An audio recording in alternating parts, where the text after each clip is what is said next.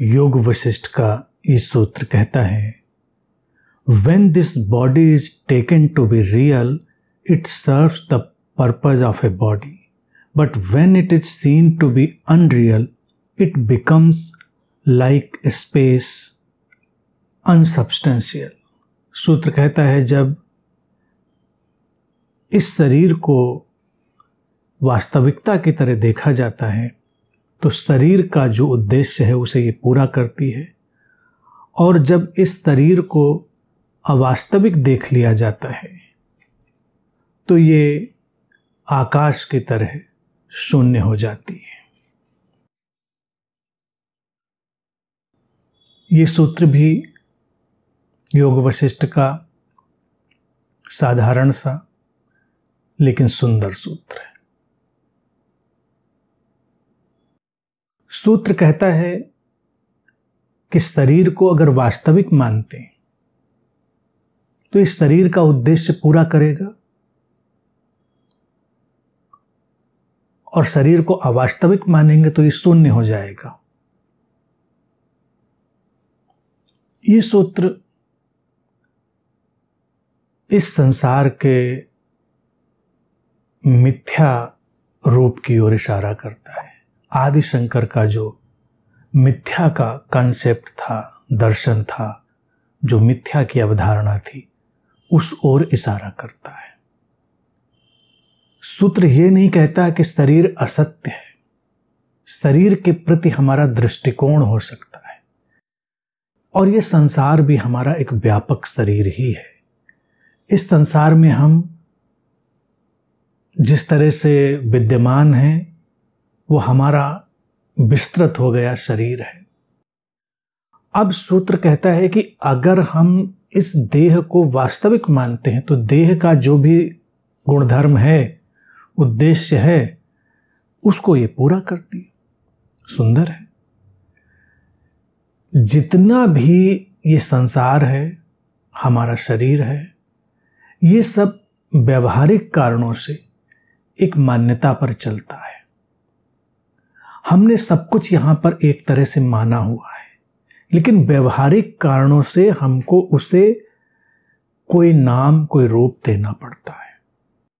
वो वास्तव में है नहीं, वास्तव में तो वो अनाम और अरूप ही है, लेकिन हम प्रैक्टिकल पर्पजेस से उसे एक नाम रूप देते हैं और हमारा काम चलता है। संसार में उपयोगिता, उपादेयता के लिए ये बहुत आवश्यक है। हमारे चारों तरफ जो सामान है, क्या वो वही है जो हमने नाम दिया है? ये टेबल, ये कुर्सी, ये कैमरा, ये लाइट, ये सब क्या है? हमने नाम दिया है इनको। मूल रूप में तो ये पदार्थ है। पदार्थ का क्या नाम होता है? पदार्थ बस है, उसका होना मात्र है। वो अपने में कोई अलग थलग चीज नहीं है। जैसे एक ही सोने से तमाम आभूषण बन जाते हैं, एक ही लकड़ी से इतने फर्नीचर बन जाते हैं, इतनी कलाकृतियां बन जाती हैं, कुछ रंगों से हम इतनी अद्भुत जीवन में रंगों की व्यवस्था पैदा कर लेते हैं। ये सब विस्तार है, लेकिन मूल रूप में क्या लकड़ी कोई फर्नीचर है? नहीं। या कोई आभूषण अपने मूल रूप में क्या है? सोना ही है। हर फर्नीचर मूल रूप में लकड़ी, और लकड़ी क्या है? लकड़ी भी हमने उसको नाम दिया है, सोना भी हमने उस धातु को नाम दिया है। ऐसे ही ये शरीर भी है। तो इस शरीर को भी जब हम अपना कहते हैं, किसी दूसरे के शरीर को दूसरे का शरीर कहते हैं, तो हम कुछ व्यवहारिक उपयोगिताएं पूरी करते हैं। जो मानवीय अंतर संबंध हैं वो व्यवहारिक रूप से आगे गति पाते हैं। ये बात हमेशा ध्यान रखने की है। मिथ्या शब्द कभी भी असत्य के लिए उपयोग नहीं होता कि वो असत्य है। असत्य का मतलब है ही नहीं, वो है, लेकिन उसके होने का एक अलग धरातल है। हमने उसको एक अपनी कल्पना का जामा पहनाया हुआ है। तो सूत्र ने यह नहीं कहा कि ऐसा मत मानो या ऐसा मानो। वो कह रहा है कि जब हम देह को देह मानेंगे, उसको वास्तविक की तरह जानेंगे, जो देह के गुणधर्म हैं वो पूरे होंगे, व्यवहारिक मानवीय अंतर संबंध पूरे होंगे। और जब हम इस देह को अवास्तविक जानेंगे, अर्थात हम ये देख पाएंगे, ये देखने में सक्षम हो पाएंगे कि ये नाम रूप का जो ढंग है ये केवल हमारा ही आरोपण है, हमारा प्रोजेक्शन है, ये वास्तविक नहीं है, तब हमारा शून्यता में प्रवेश हो जाता है। हम आकाश जैसे हो जाते हैं, ये देह आकाश जैसी हो जाती। आकाश जैसी अर्थात रिक्त है, अर्थों, धारणाओं, मतों, मान्यताओं से रिक्त, शून्य। अब इसे हम क्या कहें? हम कुछ कहने में अब सक्षम नहीं हैं। ये दो स्थितियां हैं।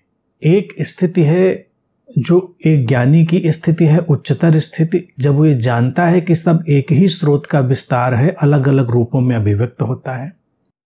तो उसके अलग अलग रूपों से हमें टकराना नहीं है, बस जानना है कि ये एक ही स्रोत है जो अपने ढंग से चारों तरफ विकसित हो रहा है, विस्तृत हो रहा है, एक्सपैंड हो रहा है।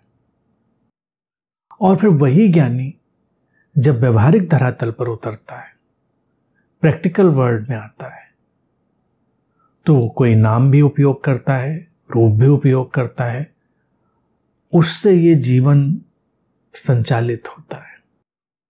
ये दो सटीक स्थितियां हैं। लेकिन जब जीवन संचालित होता है व्यवहारिक कारणों से, प्रैक्टिकल पर्पजेस से, तो ज्ञानी उसमें खो नहीं जाता कि वो नाम रूप में ही खो के रह जाए। जब कोई नाम रूप में खो जाता है तभी राष्ट्र की, धर्म की, कुल की, जाति की तमाम मर्यादाएं, प्रतिष्ठाएं आती हैं और उनके द्वंद्व खड़े होते हैं, उनमें संघर्ष पैदा होते हैं, उन्हीं में हिंसा जन्म लेती है, मतभेद जन्म लेते हैं, मनमुटाव जन्म लेते हैं और अनेक तरह का बिखराव जीवन में प्रवेश करता है। ज्ञानी जानता है कि केवल व्यवहारिक चीज है, इसका केवल व्यवहारिक उपयोग है, उसमें उलझने की बात नहीं है कि ये ऐसा ही है।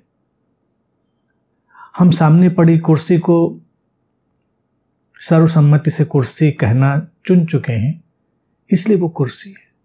अगर उसको हम मेज कहते, मेज को कुर्सी कहते, तो क्या अंतर पड़ने वाला था? कोई अंतर तो पड़ने वाला था नहीं। चीज वो तब भी रहती। हम एक चम्मच को चम्मच कह देते हैं, कटोरी को कटोरी कह देते हैं, घड़े को घड़ा कह देते हैं, जितने भी नाम रूप हैं। देह का तात्पर्य है जहां कहीं भी कोई आकार पैदा हुआ है उसका यहां पर संकेत है।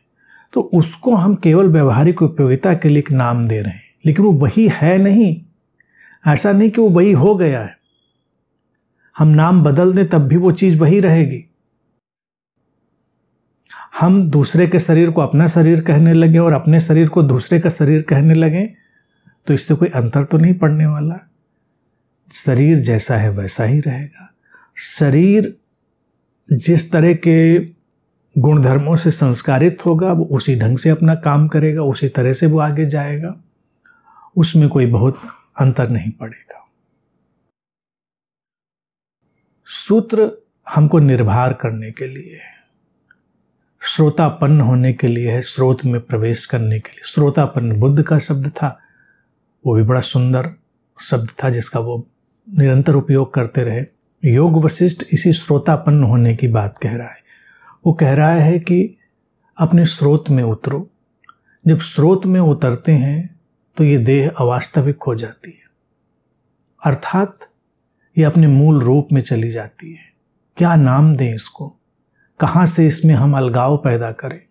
कहाँ से हम विभाजन खड़ा करें? सब एक ही है, एक का ही विस्तार है, सब अंतर संबंधित है, कहीं कुछ टूटा हुआ अलग थलग नहीं है। ये हुई मूल स्थिति, जिसको सूत्र कह रहा है आकाश जैसी हो जाती है देह, विस्तृत, असीम। और फिर उसी ज्ञान के साथ जब हम व्यवहारिक धरातल पर उतरेंगे तो हम नामों का उपयोग करेंगे, रूपों का उपयोग करेंगे, आकारों का उपयोग करेंगे। जीवन सरल और सहज ढंग से संचालित होगा, मानवीय अंतर संबंध सहज ढंग से विकसित होंगे। इसके लिए ही ये सारा आयोजन किया जाता है। तो वास्तविक अवास्तविक का कोई झगड़ा नहीं है।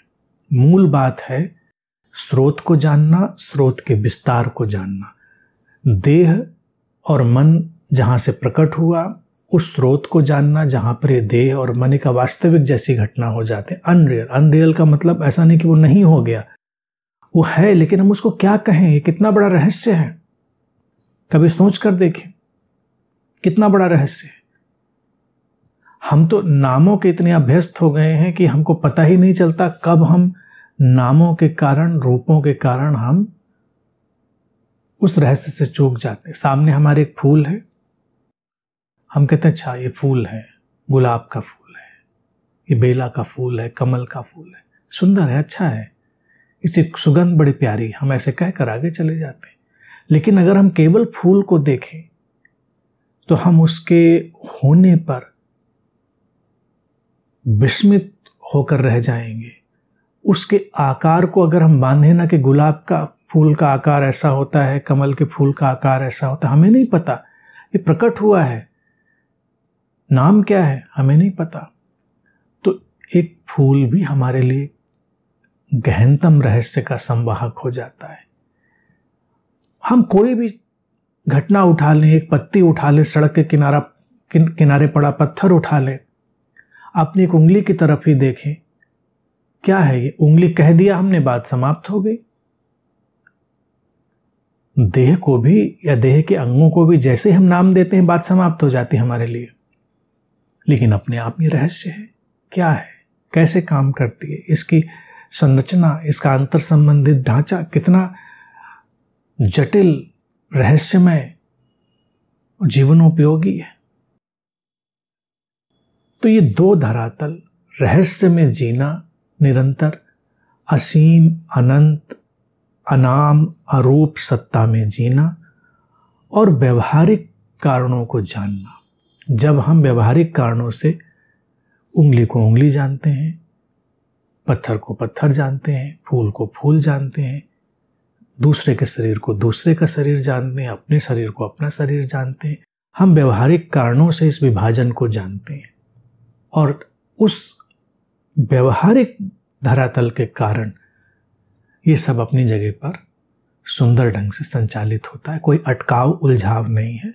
फिर यहाँ पर कोई टकराव होने की गुंजाइश नहीं रह जाती, किसी तरह के मनमुटाव और मतभेद की गुंजाइश नहीं रह जाती, क्योंकि हम जानते हैं ये केवल एक व्यवहारिक उपयोगिता मात्र है। धर्मों का उद्देश्य ही यही है, अगर धर्मों का कोई वास्तविक उद्देश्य है, कि सारे नामों रूपों के भेदों को मिटाकर वास्तविक की तरफ यात्रा करना। वास्तविक में सब बदल जाता है। अब हिंदू एक मंदिर जा रहा है, उसके लिए मंदिर बड़ा पूजनीय है। कोई मुस्लिम हज पे जा रहा है, काबा जा रहा है, ईसाई गिरजा जा रहा है, सिख गुरुद्वारे जा रहा है, सब जा रहा है, सब अपनी अपनी मान्यता में है। उसके लिए उसकी कोई उपयोगिता हो सकती है, मनोरंजन भी हो सकता है, उसके लिए कोई संबल, सहारा भी हो सकता है, कुछ भी हो सकता है। वो हिंदू के लिए किसी हज में रस नहीं हो सकता, किसी गिरजा में रस नहीं हो सकता, दूसरे वाले को मंदिर में रस नहीं हो सकता, इस वाले को उसमें रस नहीं हो सकता। तो ये सब अवास्तविक चीजें हैं, गैर जरूरी चीजें हैं, इनका कोई धर्म से लेना देना नहीं है। ये केवल धर्म की ओर इशारा करने के उपाय मात्र हैं। तो इसलिए जब कोई धर्म में विकसित होता है तो इन सबको छोड़ सकता है, और अगर वो समझ जाता है, अपने स्रोत के रहस्य में उतर पाता है, तो वो इस भेद को चलने भी दे सकता है और उसका आनंद ले सकता है। बस ये कह सकता है कि कोई फर्क नहीं पड़ता, ये अपना अपना उपाय है, अपना अपना ढंग है, अपने अपने बर्तन है। कोई ऐसे प्याले में चाय पीना पसंद करता, कोई वैसे प्याले में, प्याले अलग हैं। लेकिन धर्म वाले ये नहीं कह पाते, वो कहते हैं ये चीज सबसे महान है, वो कहते हैं ये किताब सबसे महान है, वो कहते हैं ये कृत्य सबसे महान है।